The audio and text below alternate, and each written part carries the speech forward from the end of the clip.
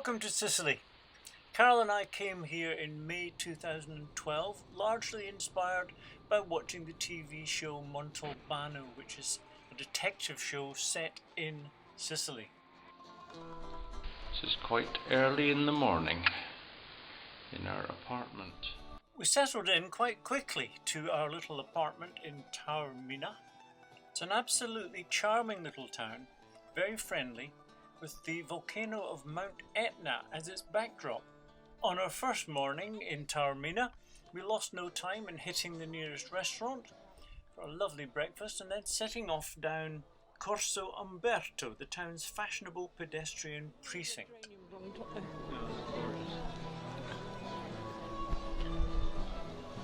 Look, there's something pretty.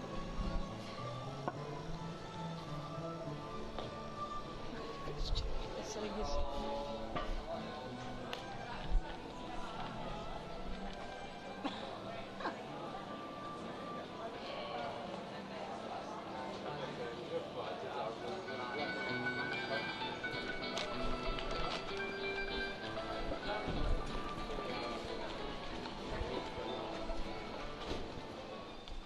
Corso Umberto is a lively, busy little thoroughfare, edged with shops, cafes and churches.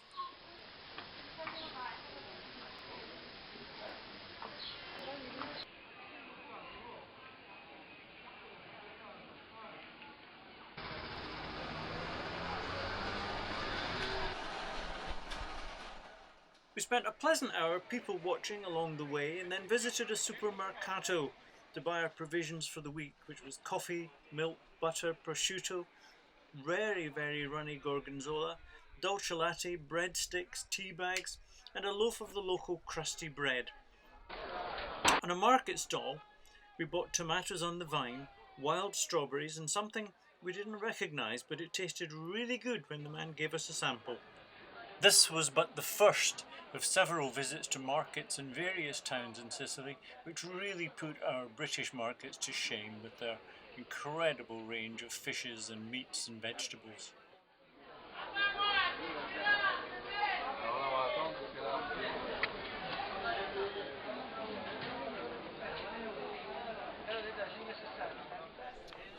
Maybe it's time to have a cup of coffee and one of those. Or are you still in the middle of your ice cream? I am.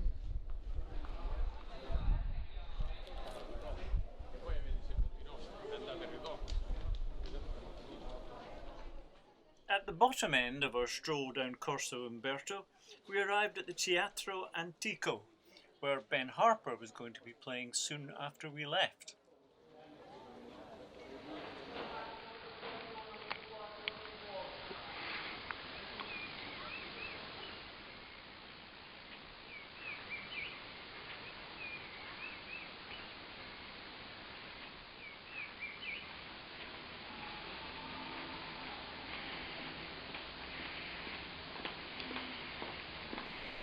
Wine by the glass and quite cheap. Splendid. Do we know what it's called? I'm going to look it up when I speak.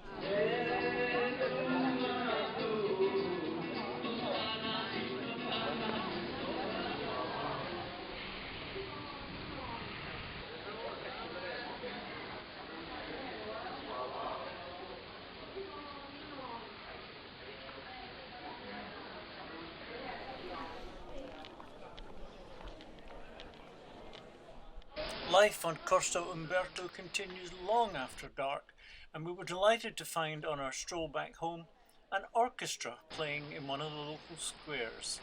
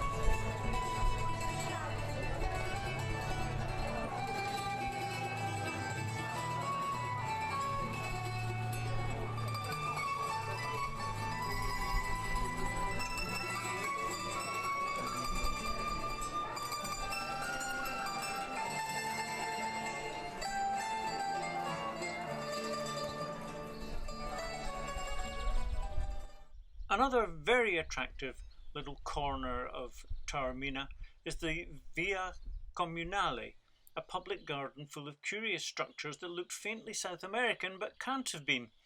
Carol rang a bell outside one that looked like a Buddhist temple and got severely told off by a park attendant who said that it was closed, which it clearly wasn't.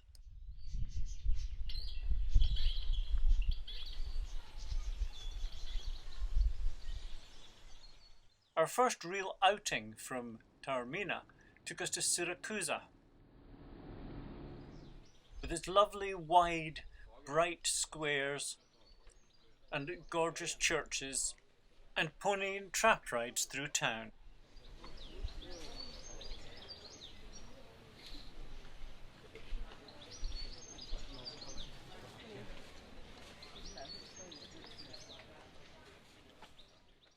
Once more we found our way to the local market, where the selection of vegetables and fish and all the other delights of Mediterranean life awaited us again. This included trays of slowly crawling snails, squid, prawns, mussels, and much more.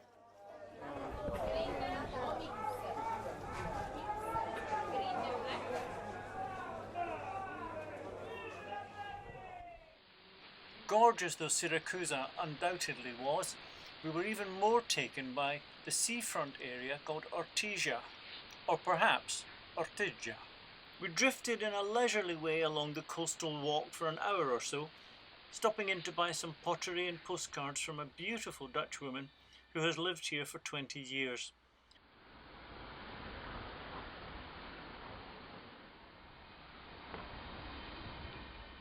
We took a little time out from this hectic schedule to explore the local museum of puppetry, which was well worth a visit.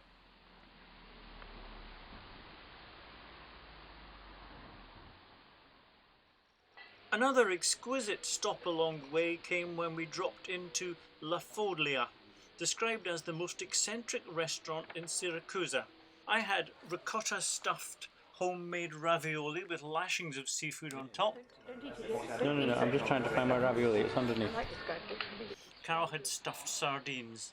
The owner was a charming, friendly man with a very lovely little dark-haired daughter who he described as his princess.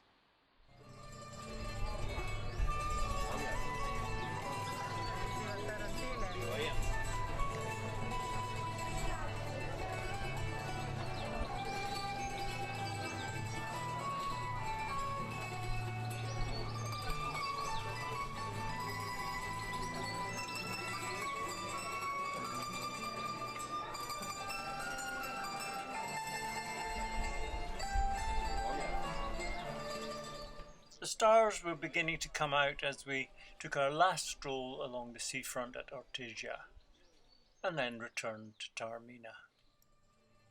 The following morning, we explored the extraordinary cliff-top community of Castelmola, which overlooks Taormina.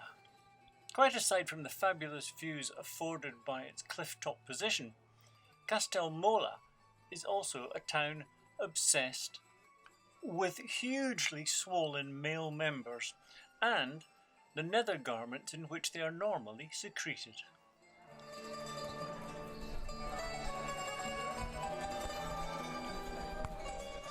Given that what goes up is inclined to come back down again, it's no surprise that down below Taormina, and most easily accessed by a lovely cableway, is Mazzaro Beach. Neither the local Hells Angels, nor the boys selling parasols and sunbeds, could dissuade us from visiting the beach. It was a delight in every sense.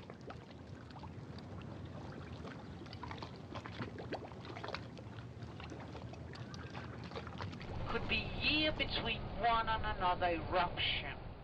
I've already mentioned that the volcano of Mount Etna overlooks Taormina. The base camp from which we set off to explore Mount Etna boasted gift shops selling lava Virgin Marys, lava Mussolinis, lava naked maidens, and so on.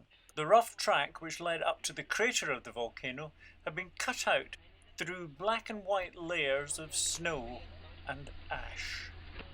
After the heat that we'd experienced on our first few days of visiting Sicily, it came as a bit of a shock to discover that the top part of the volcano was freezing and buffeted by icy cold winds. We found ourselves in a landscape that felt more as if it was on the moon, and I haven't got the slightest doubt that the Sicilian version of a safety barrier intended to protect us from the crater would probably have given any British health and safety officer a heart attack.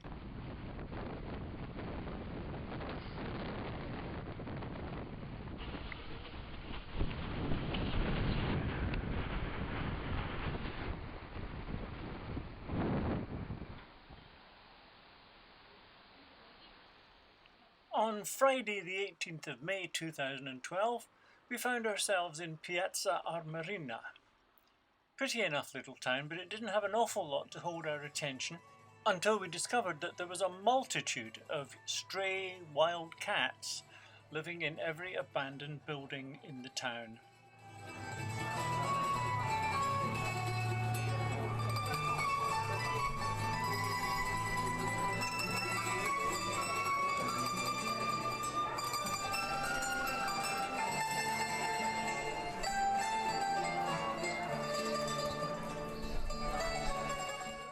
Our next touristic objective was the Villa Romana, famed for its fabulous murals, of which there were many. But first, we dropped in at the Trattoria La Ruoto, where, despite the presence of noisy Americans and Australians, we enjoyed delicious food. Just a few hundred yards beyond the Trattoria, we came to the Villa Romana, which exceeded both of our expectations in quality and quantity of Roman mosaic floors, which had been underground for centuries and only recently rediscovered. There were hunting scenes, family outings, chariot races, collections of exotic animals, and much more. The only slight disappointment was that the celebrated mosaic of Roman bikini babes was not on display.